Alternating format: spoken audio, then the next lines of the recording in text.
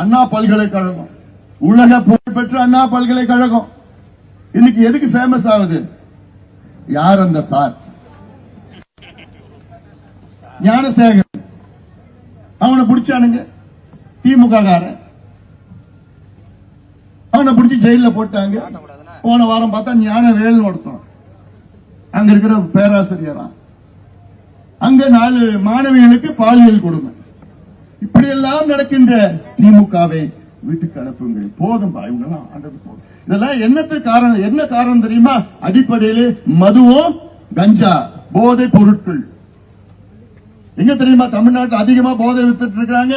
சென்னை புறநகர், திருவள்ளூர், காஞ்சிபுரம், செங்கல்பட்டு.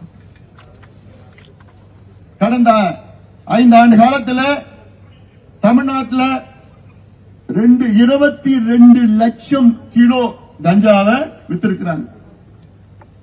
இதனால்தான் இந்த பிரச்சனை எல்லாம். மனித மிருகங்கள் உருவாக்குகின்ற திமுக குடிச்சிட்டு கஞ்சா அடிச்சிட்டு போதை, கஞ்சா மட்டும் இல்ல, போதை பொருட்கள் காக்கைன், ஹெராயின், LSD, ஆம்பிட்டமைன், மிட்டைலாண்ட், ஃபென்டனைல் போன்ற வெள்ளக்கார என்னென்ன போதை பொருட்கள் பயன்படுத்துறானோ அத்தனையோ தமிழ்நாட்டில் குக்கிராமத்துல இருந்து, தெருவில் இருந்து, வீதியில இருந்து, பள்ளிக்கூடம், கல்லூரி வாசல் வைக்கிற